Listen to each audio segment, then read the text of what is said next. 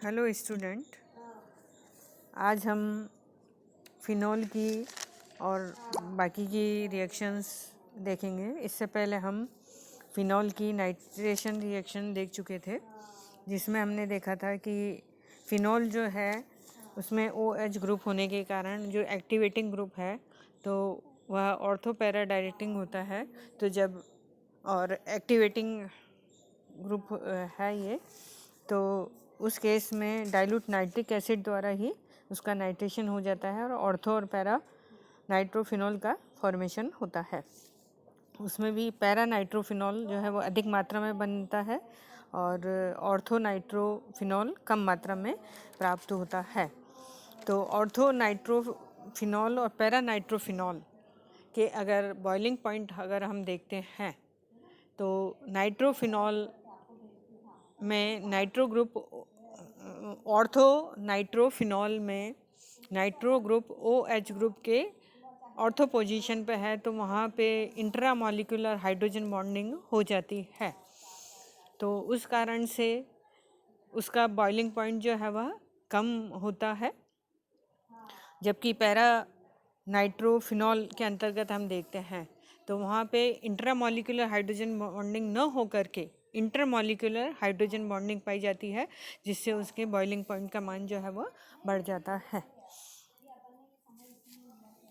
इसी प्रकार से अगर नाइट्रेशन सल्फ्यूरिक एसिड के प्रेजेंस में कराया जाए, जो कि नाइट्रेटिंग रिएजेंट कहलाता है, nitric acid plus H2SO4 nitrating mixture होता है।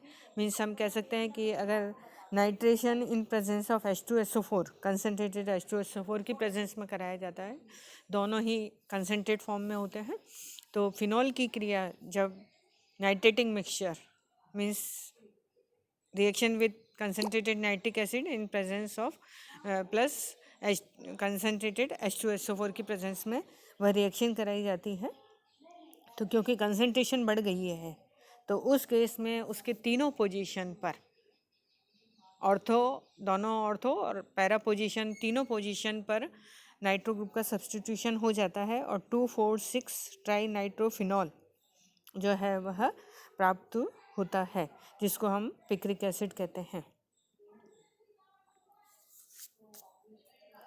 नेक्स्ट रिएक्शन है आपकी halogenation reactions, means reaction with halogen. तो एक तो हेलोनियम आयन या ब्रोमीनियम आयन जो होता है वह एक्टिव स्पीसीज होती है, साथ ही फिनोल भी जो है वह एक्टिव में OH ग्रुप जो है वह एक्टिवेटिंग होता है। तो यहाँ पे हम देखते हैं कि जो फिनोल जो है वह इलेक्ट्रोफाइल के प्रति अधिक रिएक्टिव तो है ही, एक्टिव है ही, साथ में ब्रोमीनियम आयन जो है वह भी मोर रिएक्टिव स्पीसीज होती है। तो उस केस में जब हैलोजन फिनॉल की क्रिया ब्रोमीन के साथ करवाई जाती है तो वह उसकी तीनों पोजीशन पर सब्स्टिट्यूट हो जाता है ब्रोमो ग्रुप और 2,4,6 ट्राई ब्रोमो फिनॉल जो है वह प्राप्त होता है। फिनॉल का मोनो सब्स्टिट्यूटेड ब्रोमो कंपाउंड बनाने के लिए यहाँ पे, क्योंकि ब्रोमीनियम आयन भी एक्टिव है, मोर रिएक्टिव है, और फिनॉल भी रिएक्टिव होता है इलेक्ट्रोफाइल के प्रति, तो तीनों पे उसका सब्स्टिट्यूशन हो जाता है, तो 2,4,6 ट्राइब्रोमो फिनॉल बनता है।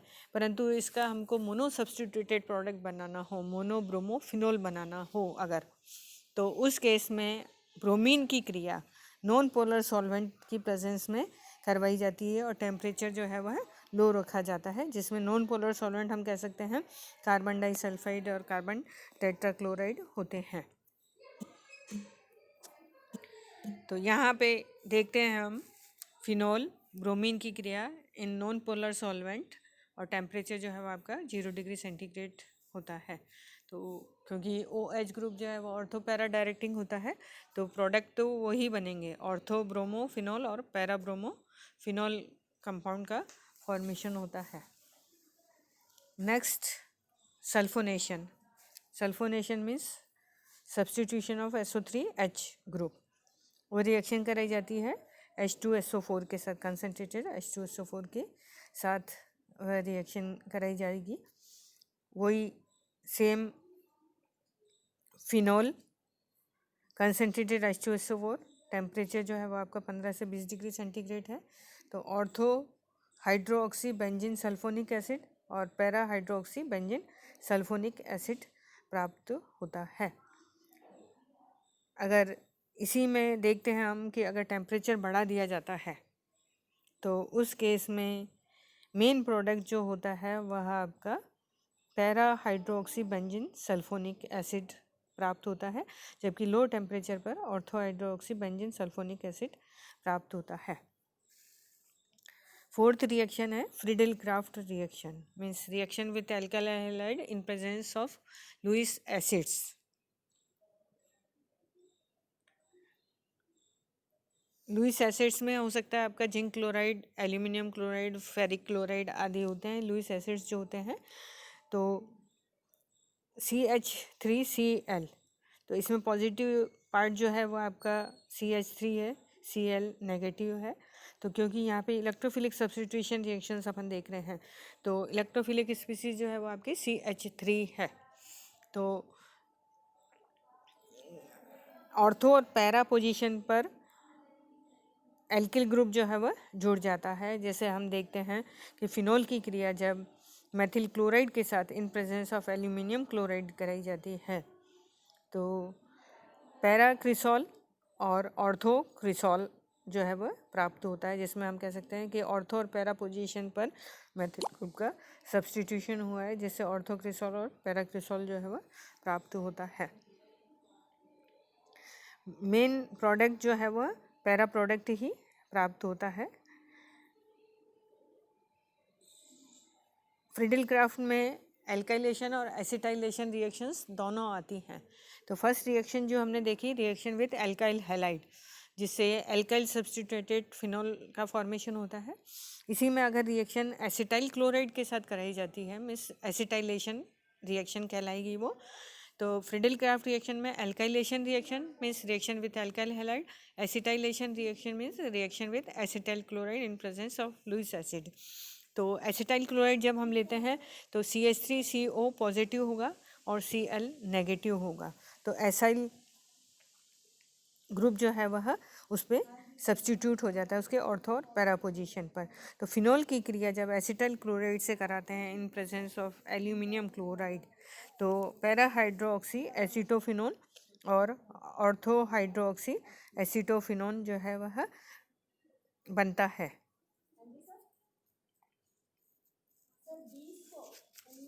नेक्स्ट रिएक्शन है मर्क्यूरेशन रिएक्शन। फिनोल का आसानी से मर्क्यूरेशन हो जाता है जलीय मर्क्यूरिक एसिड के साथ गर्म करने पर मुख्य उत्पाद जो है वह ऑर्थो एसिटो ऑक्सी मर्क्यूरी फिनोल जो है वह प्राप्त होता है। ये आयनाइज जो होता है वह Hg पॉजिटिव OCO CH3 और CH3COO नेगेटिव के रूप में बनता है। तो पॉजिटिव स्पीसीज जो है वो आपकी HgOCO CH3। तो ortho एसिटो oxy mercury phenol compound जो है वह मेन बनेगा और एसिटिक एसिड बनता है। नेक्स्ट रिएक्शन है इसी की,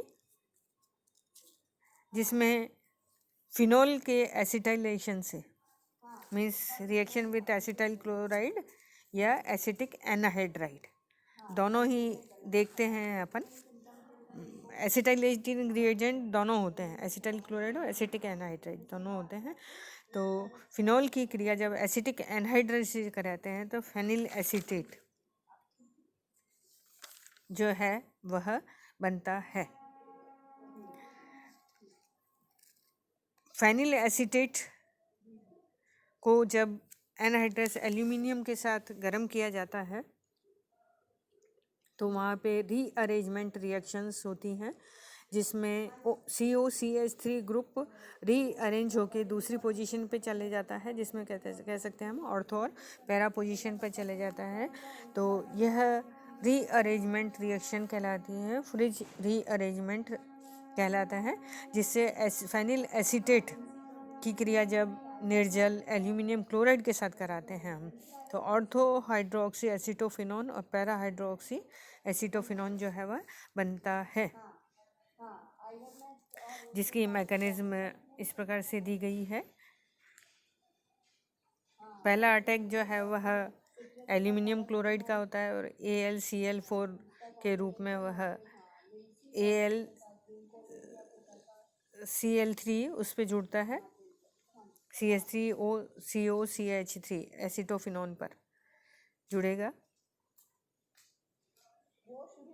उसमें CH3CO अलग हो जाएगा और फिर CH3CO पॉजिटिव जो है वह फिर बेंजीन रिंग पे अटैक करता है, HCl निकलता है और ये पूरी मैकेनिज्म है जिससे ऑर्थो हाइड्रोक्सी एसीटोफिनोन और पैरा हाइड्रोक्सी एसीटोफिनोन बनता है।